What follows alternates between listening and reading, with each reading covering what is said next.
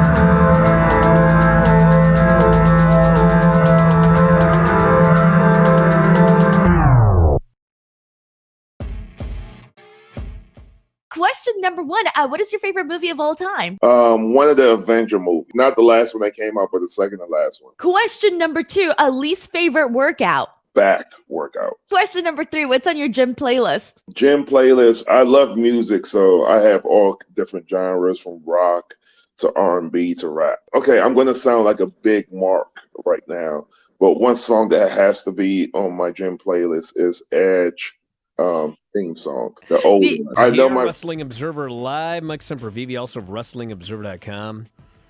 Well, Mike, yesterday you didn't get to say a lot, and may as well just keep that ball rolling quickly here. Because what I'm going to do is I'm going to run through this Dynamite report quickly, because then we'll have 40 minutes to spend on the details of this. So here's what happened very quickly. They had the Battle Royal. It was a casino Battle Royal. The winner goes to the main event to face Jon Moxley. These are the people that were in the Battle Royal. Eddie Kingston, Darby Allin, Daniel Garcia, Lance Archer, Tony Nese, Ricky Starks, Jake Hager, Ray Phoenix, Swerve Strickland, Keith Lee, John Silver, Takeshita, Max Caster, Colton and Austin Gunn, Powerhouse Hobbs, Bobby Fish, Kyle O'Reilly, Dante Martin, Wheeler Yuta, and the Joker was Andrade. Now, later we can go through why is this person, why wasn't this person, et cetera, et cetera. But, yesterday I was talking to Dave and I said, how about even the Young Bucks? And he said, well, the Young Bucks, they're, for sure a team. Just like Colton and Austin Gunn. But, can anybody tell me the last time that Jake Hager had a singles match in AEW? I can't think of any ever. But anyway, he's in line for the belt. It was won by Kyle O'Reilly. He last eliminated Wheeler Yuta, and so he went on to the main event with Jon Moxley. They announced CM Punk had lower leg surgery and that it was a success. But nobody will say what he broke, except apparently Max Caster, who in his rap said that he had broken his foot. But I guess we'll have to find out eventually. Then, in what was like a parody, but it was actually real, they announced, we've got a new singles title in AEW. We're calling it the All-Atlantic Championship. We're going to do a tournament, which is actually just 4 matches, and the winners go to a 4-way at Forbidden Door. Buddy Matthews versus Pac, Ethan Page versus Miro, Penta versus Malachi Black, and a exclusive match featuring New Japan talent. A company that is nowhere near the Atlantic. We'll talk about that later. Pac beat Buddy Matthews. Match was great. Hey, you ain't getting bad wrestling on Dynamite, for the most part. So Pac has moved on in the All-Atlantic title tournament. We had Trent Barretta in the ring. He wants a rematch with FTR since they never actually lost. It was a DQ, and the Great Okan and the New Japan blokes ran in. FTR says, dude, we'll give you a shot, but you should be mad at those guys. And who should make their AEW Dynamite debut? But Will Ospreay, Aaron Hanare, and Aussie Open. And they beat down the AEW guys, left them for dead. This is leading to a 6-man on Rampage. And I know that Dave went over the Rampage spoilers on the Observer radio show last night, but I think I may have fallen asleep. I have no idea what happens on Rampage, so it's not a spoiler. But Will Ospreay's crew wrestles on Rampage, and I heard it was awesome. We'll do the lineup here with Fauntleroy later. Hangman Page beat David Finlay, and then afterwards, Hangman Page cut a promo. And he said, there's a lot I'd like to say about CM Punk, but I'm not going to say it tonight. And judging from the fact that I wasn't in the Battle Royal, it looks like I'm not getting a rematch for the AEW Championship anytime soon. So therefore, he says, I want a shot at the New Japan IWGP Championship. I want Okada at Forbidden Door. And then Adam Cole on commentary says that he wants Okada at Forbidden Door. And so I don't know if they're doing a 3-way or what they're doing, but for sure, Adam Page, the Hangman, will be facing Okada, and perhaps Adam Cole as well at the Forbidden Door show. We had a Thunder Rose Open challenge that was accepted by Marina Shafir. Wardlow did an interview, and Wardlow came out and said, I asked not to be in this battle royal because our champion is CM Punk. And if I can't beat him, well, I just don't want this belt yet. But I'll tell you what I do want, he says. I want that TNT title. And so Scorpio Sky's going to give him the shot, but Ethan Page and Dan Lambert take him away because he's got an injured leg. And so Smart Mark then appears on the big screen. And Wardlow's next challenge, everybody, he has two choices.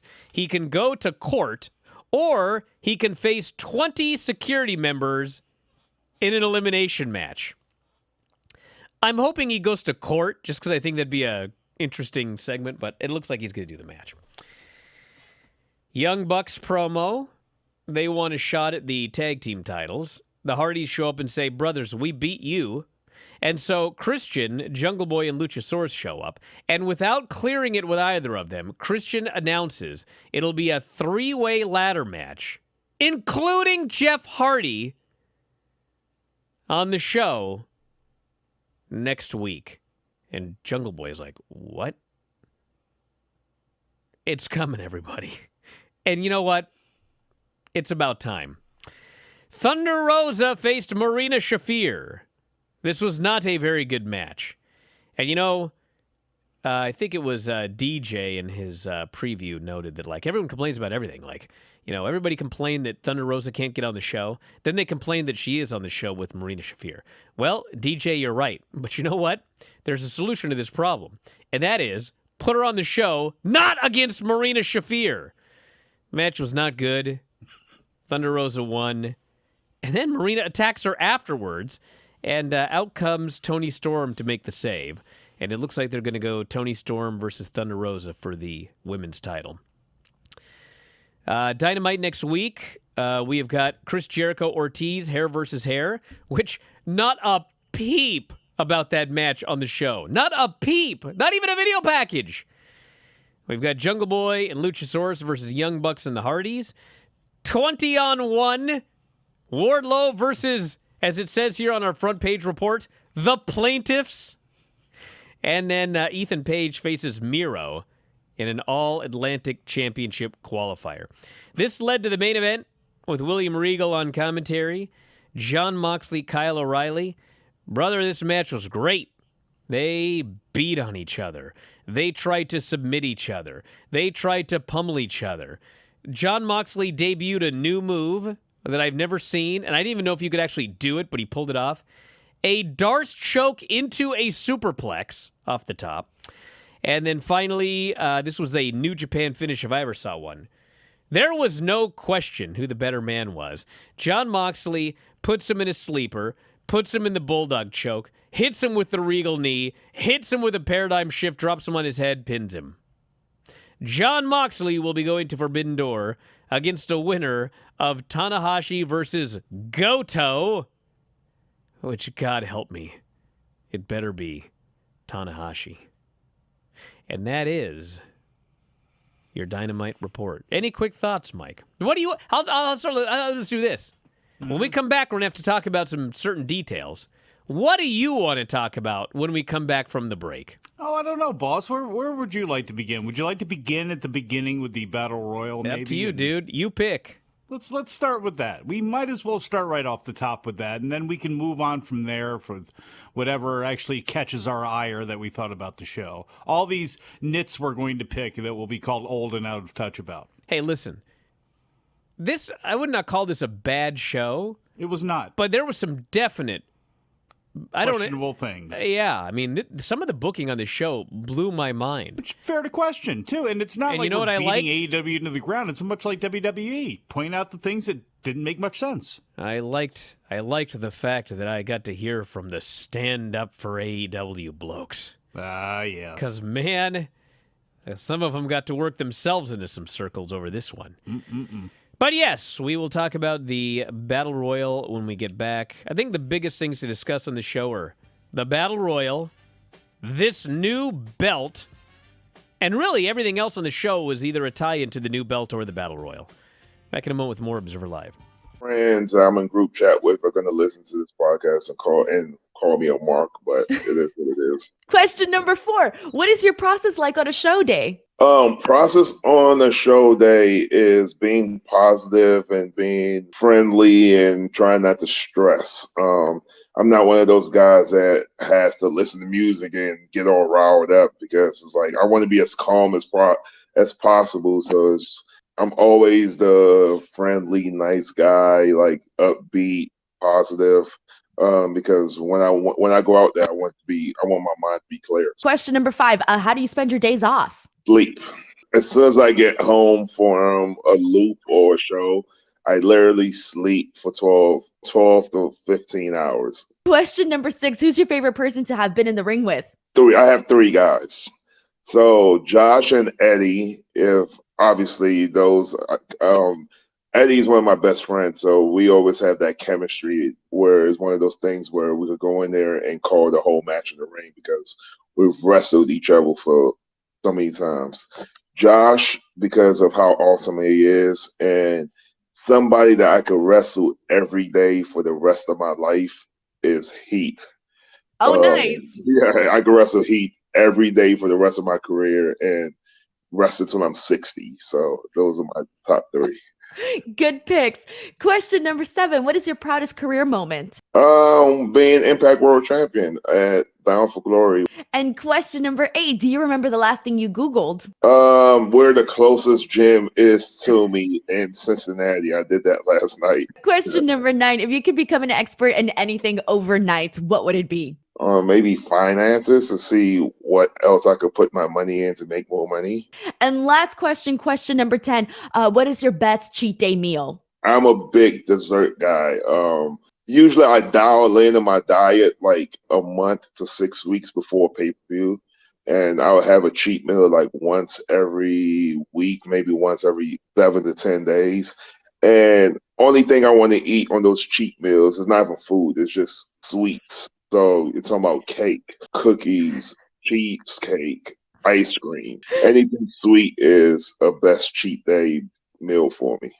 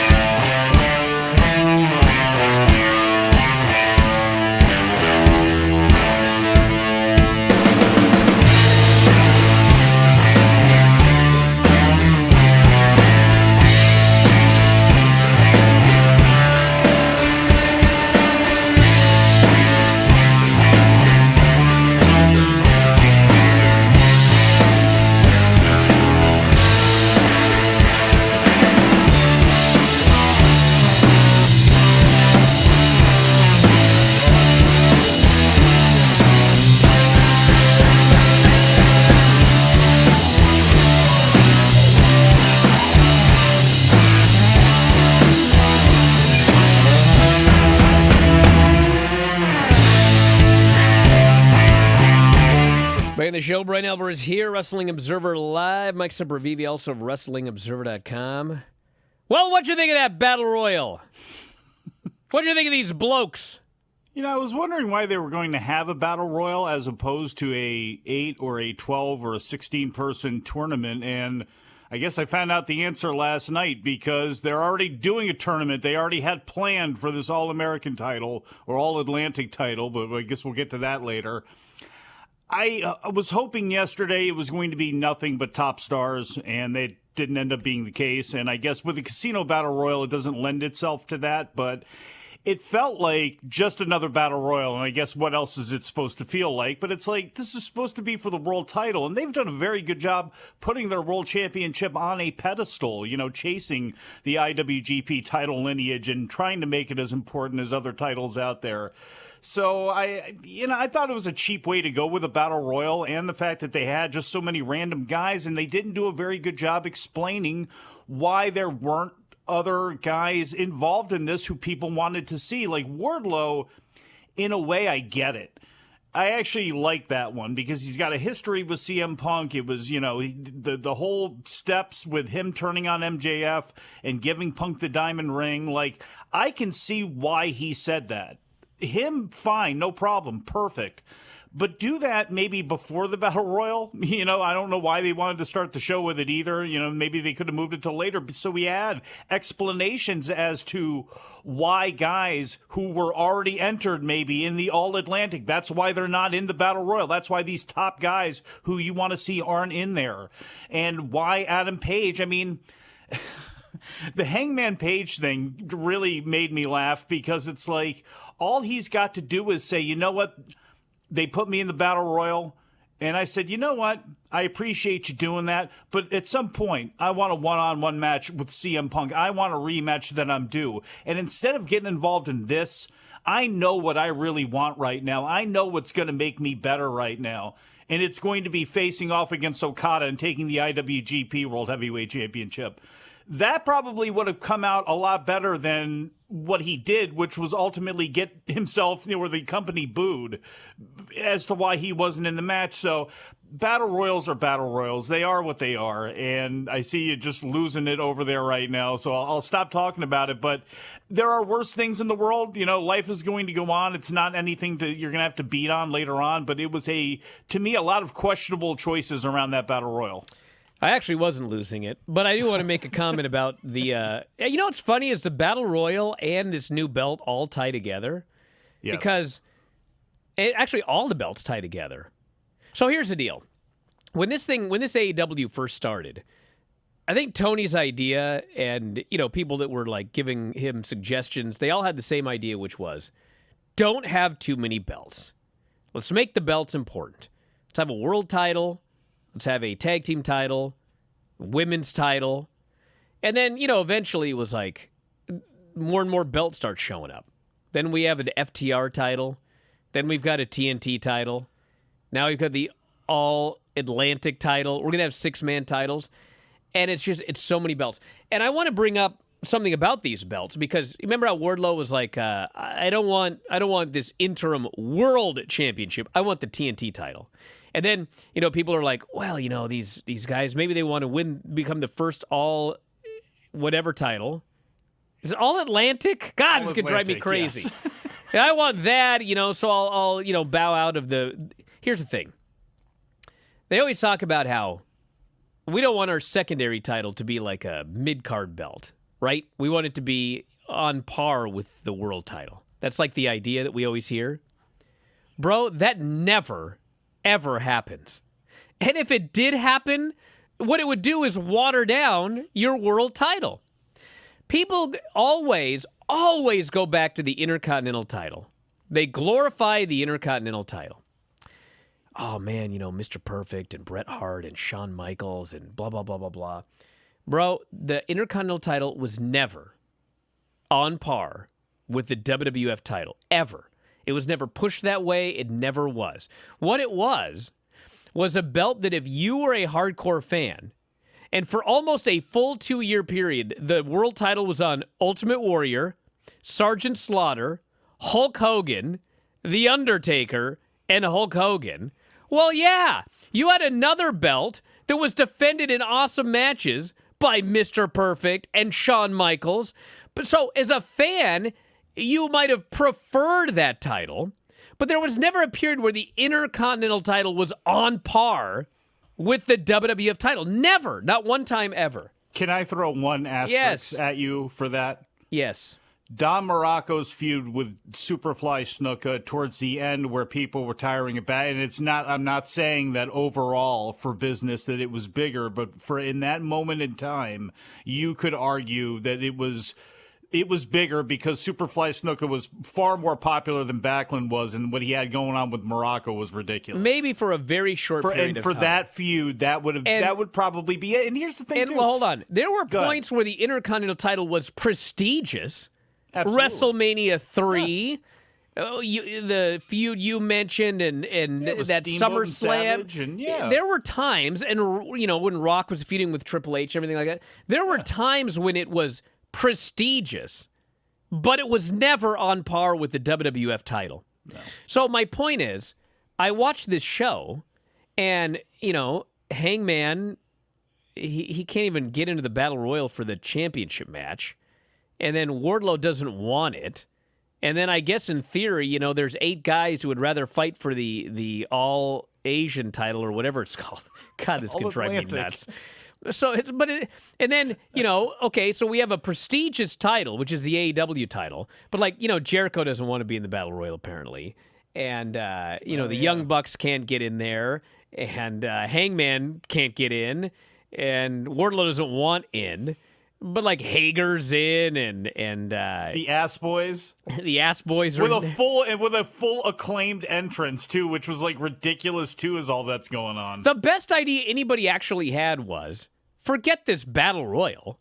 What you should have done was take the 3 available former champions, Chris Jericho, Jon Moxley, and Hangman Page, and they have a 3-way, and the winner, fine.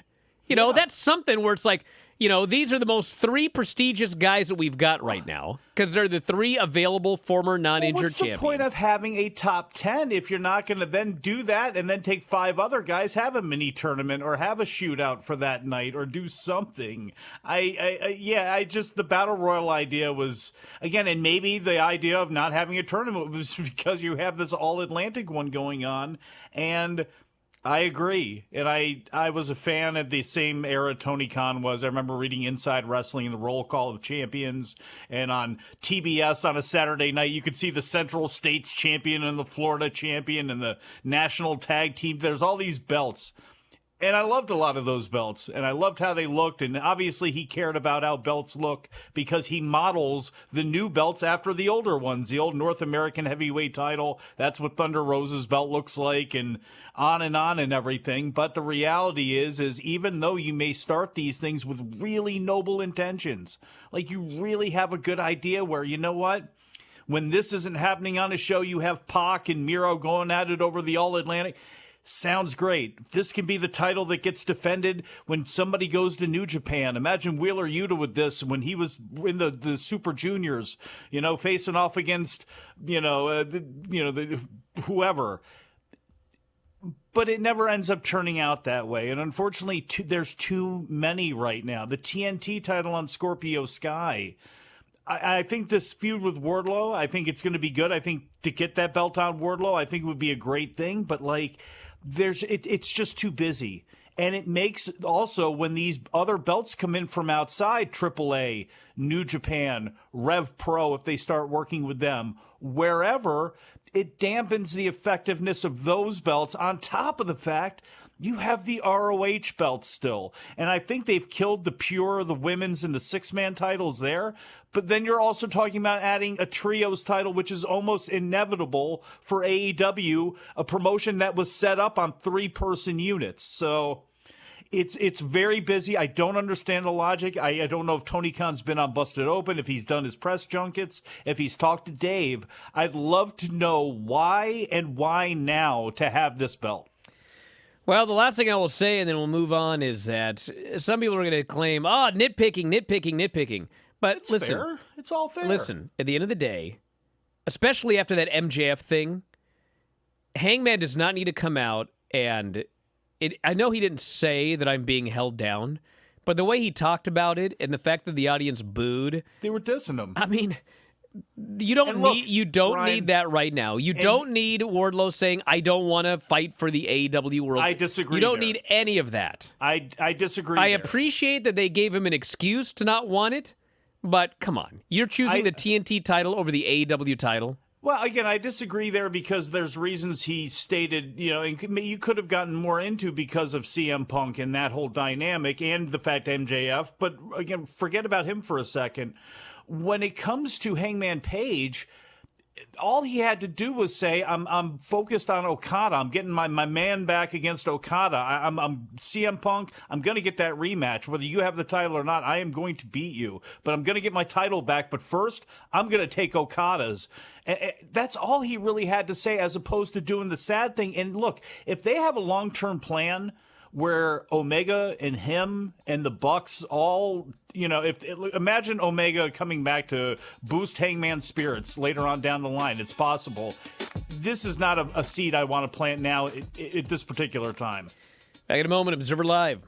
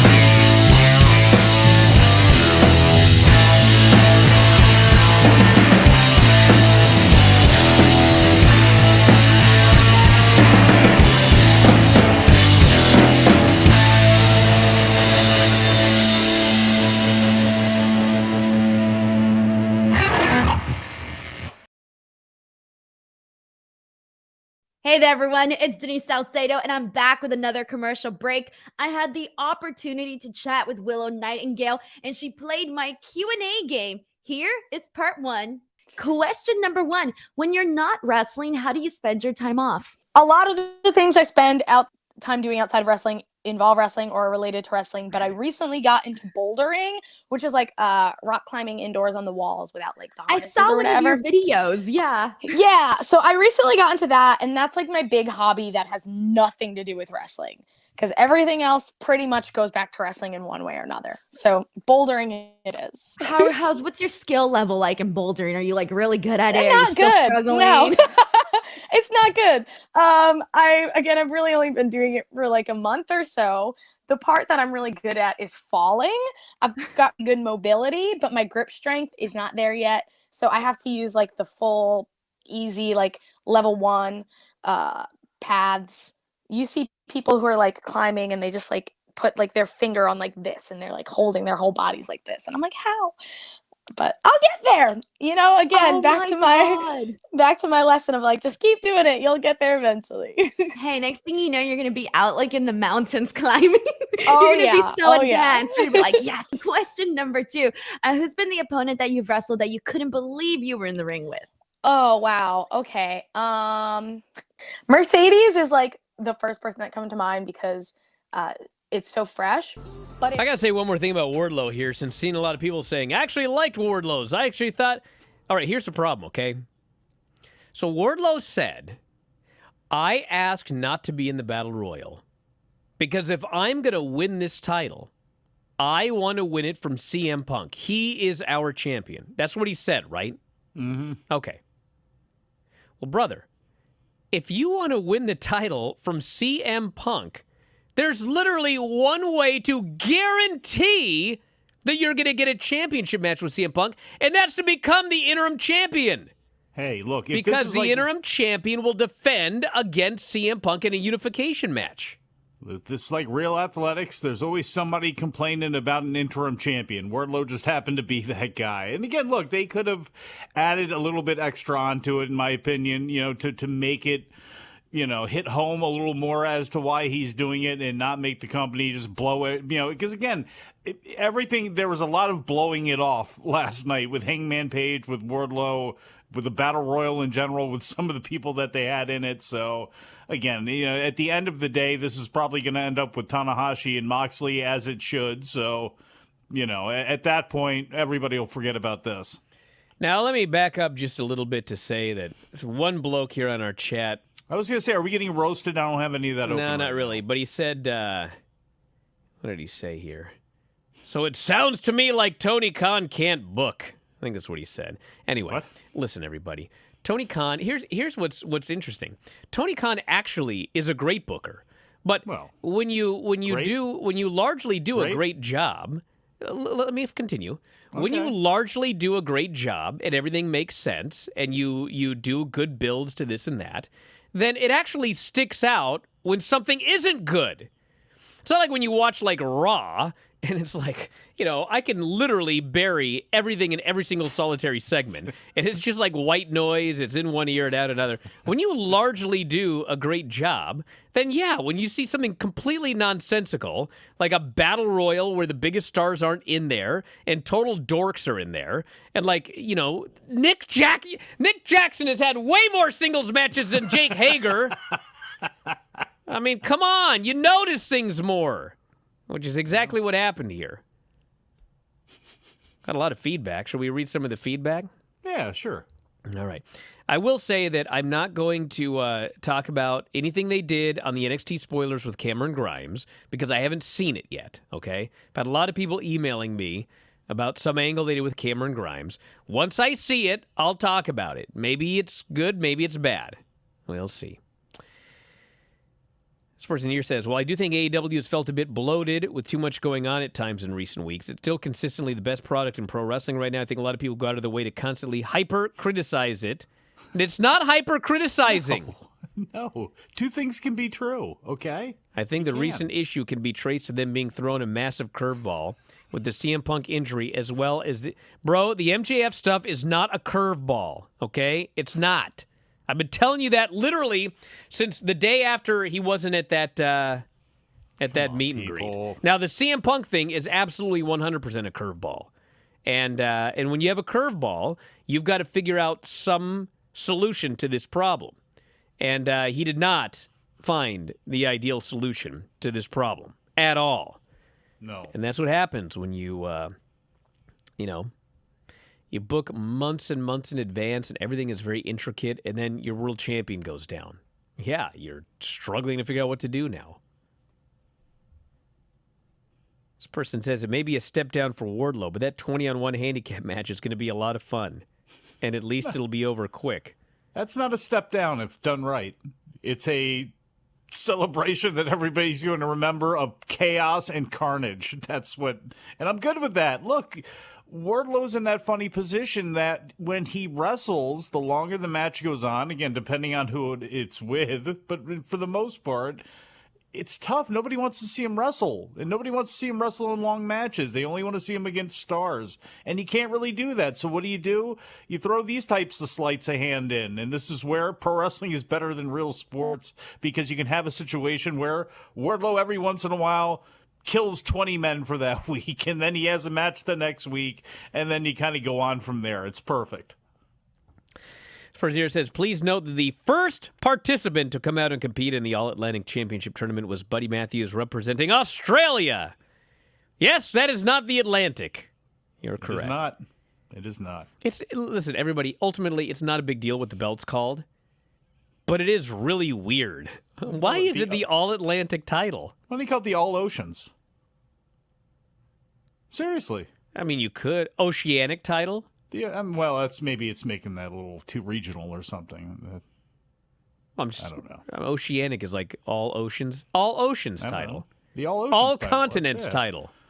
That was my Baltimore almost came out there. The All Oceans. That's terrible. I guess you probably can't say intercontinental.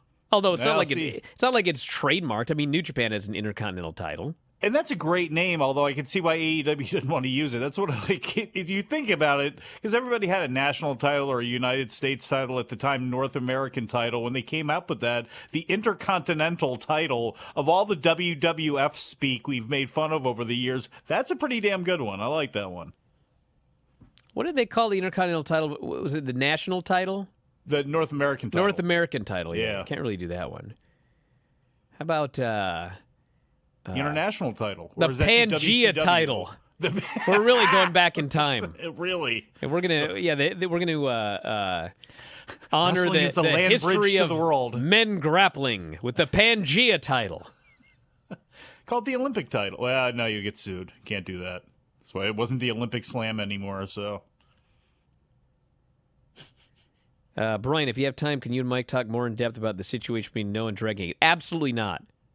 Absolutely not. The story's weird. So I'll just put it this way. Take it with a grain of salt. Back to the well with another tournament. I grew up on WCW, so I wouldn't mind having so many belts. If they didn't, they don't all look the same. they definitely don't. That's one thing I can say. They don't all look the same. No. The TNT title can't even look the same for like 2 weeks. You know how many versions of the TNT title we've seen? Like 15. But someone else actually, they said, well, we had the TNT title, and then for the women, it was the TBS title. Yes. So maybe the idea is that the men have the All-Atlantic title, and the women are going to get the All-Pacific title. Why couldn't it be the Discovery title? How about the All-Indian title for the Indian Ocean? Well, then, you're gonna be touring India. You're gonna be putting it on the big man there. What's his Well, name? I mean, we have people from the Singh? Pacific challenging for the All-Atlantic title, so it clearly doesn't matter. Well, and look at it pandering to China. I mean, is OWE still a thing? I thought they were out of business or whatever. Like, I mean, come on. You bringing in any Chinese wrestlers? You going to be talking about a new TV deal in China there? Why is China on that belt? Well, because it's an international title that for some reason is not called the international title. Why not It's Germany? called the All-Atlantic title. Why not Russia? Nothing matters. Put Russia on there. No, but you put China on there. Why not Brazil? Oh, this guy's got an idea. Why not call it the Tall Atlantic title? You must be 6'5" and above to qualify. Hey, listen, I had this idea on limit Observer. some people in AEW, wouldn't it? I had this idea on Observer Radio, and Dave actually liked it. And that is that we have yet another new belt, but you differentiate it, like how ROH did the Pure title, and Stardom does the High Speed title. It'd be like, you can't really call it the High Speed title, but I don't know if you want to call it the kind of like what the X Division was supposed to be, but then it was just like whatever after a while. But like this is the belt where it's going to feature guys like Pac, and and Nick Jackson and Dante Martin, and only guys that are going to do absolutely crazy, fast, insane 8-minute boom, boom, boom spot fest matches. Who can be bigger, like Buddy and whatever, Andrade. and just you'll know that every time there's going to be one of these matches, it's going to be out of this world, insane, and it's that's it, just whatever, like the old X Division title. Well, and it's rooted in tradition because when the X Division title was really good and it wasn't Carl Ouellet as X, and they actually cared about it, it was good. The Cruiserweight title, great, example of that's what you kind of want to shoot for. Obviously you can use bigger guys in this era that we talked about, like your Andrades, who's huge right now when he came out as a Joker. But, when Malenko and Ultimo Dragon and Guerrero and Jericho, and when the storylines, they had some and they treated them seriously. Because that's really the bottom line, too, when it comes to belts and it comes to feuds and everything anyway. Coherent, good storytelling and making people care.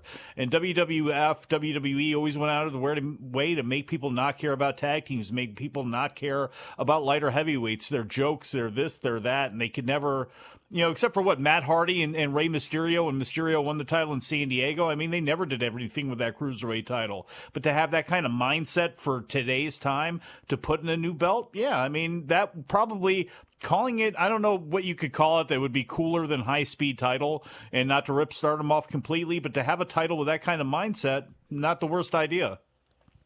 This person says, I did like Christian pointing out that Jungle Boy got beat in front of his family in his hometown. Well, the third is coming for sure. Because you've been calling that just because you have said this, I it's can imagine obvious. When it happens, obvious. You're going to be like, I told you, I called it. I did tell you it's going to happen. You've been calling it for 2 years. It doesn't really mean Brother, you called it. Dude, listen, you didn't know that Julia Hart was going to join I mean, come on. Everybody knew Dude, that. but from day one, from before, like, as soon as It you were wasn't from Christian day signed, one. as soon as you saw Christian and Jungle Boy, you're like, Christian's turning on Jungle Boy. No, it was from the moment. It was from the moment that they got hooked up and I figured it out. Yes, well, you figured it out. It's pro wrestling. It's illogical that it would go that way. Oh, now From you're the going to talk young about guy- how pro wrestling is always yes, logical? For the You young want to talk guy about to Edge? beat the veteran? Well, he doesn't like spooky time. I'm voting him into the Hall of Fame for that. Should be in that Hall of Fame. Like Magnificent Morocco. It's another guy. Don Morocco should be in your Hall of Fame. Should be. You mean the Hall of Awesome? Hall of Awesome, Two yeah. very different things. You Hall don't need of to. Awesome. You don't need to have fame to be in the Hall of Awesome. This is true. You voted Brandon Cutler's, and who did you vote in recently? The Young Bucks with honors. and Brandon Cutler. It must have been Brandon Cutler. That was the one with honors. Brandon Cutler that you and the seemed to Bucks be- went in as a unit, and then I inducted them separately. This person here says, "Do you think the All Atlantic belt is a title that AEW can give to New Japan, bro?" I've had people keep saying this. They're going to give this belt to New Japan. Why would you name it the All Atlantic title and give it to a company based in the Pacific? That doesn't make any sense. They're going to run the Maritimes with it. I'd have been fine with a Maritimes title. The tradition of Buddy Wayne up there with Masahiro Chono. Yes, as and a then young Nick boy. Wayne could come in when he's 18 and win it. Happy birthday, by the way. He just turned 17 or He something. did? Did he not? Yeah, I Oh, believe man. so. Yeah, he's too old now. Good thing he signed with AEW. Ain't going to get a look from WWE. Well, never mind. Maybe he can be the next one to join Chase U just to drive you completely insane. Imagine him doing that. I hope it never happens. Ever. Do you think Tony Khan is trying to use the old New Japan philosophy when they had the Intercontinental title plus the U.S. and the Openweight title? Brother, still he's have he's all been those past things. that for a long time, dude. Yeah, it's. You know they what have I too did? many belts too, by the way. I got to say what did irritate me was, there are the people on Twitter that were really angry about it. And so they decided to mock AEW by putting all of the list and how there's too many belts. And they added like the Owen Hart belts, and it's like, dude, those aren't belts to be defended. They were just Really? trophies given. Like, Now, there's you can easily make a list and show there's too many titles, but you don't have to fudge your list. No. Now, should they be carrying them around every week? Well, probably not, but probably not. he can't wrestle. So, back in a moment, Observer Live. Wasn't at Ring of Honor because that was my second time I wrestled her. The first time I wrestled her, I think it was even more like a mind-blowing experience because it was my debut for Shimmer, which was a huge goal of me from the beginning. And then it was my first time wrestling someone who I personally considered like one of my role models. So that was like, at that time was like, that was insane. Question number 3. What was the first and last concert you've been to? So the first concert that I went to was actually an ABBA concert. I'm not sure if it was like the actual ABBA. I don't think it was. Or It was like probably a- like a tribute band or something. Right. But my mom took me when I was 12. So I didn't really know what was going on. I was just like, sure, Mamma Mia, Dancing Queen, let's do it. And the last one I went to, I honestly can't remember. I think the last show that I went to was Sad Summer Fest in 2019. Nice. Okay, Yeah, I cool. don't have a lot of time for concerts these days. But I really want to see Phoebe Bridgers. I think she's going to be around me in May. So maybe I can make that happen. Question number 4. Do you have any pets? Yes, I have a tuxedo cat named Salvatore. He is big and fantastic, and he's sassy and he talks a lot. Thank you guys so much for watching. As always, now enjoy the rest of Wrestling Observer Live.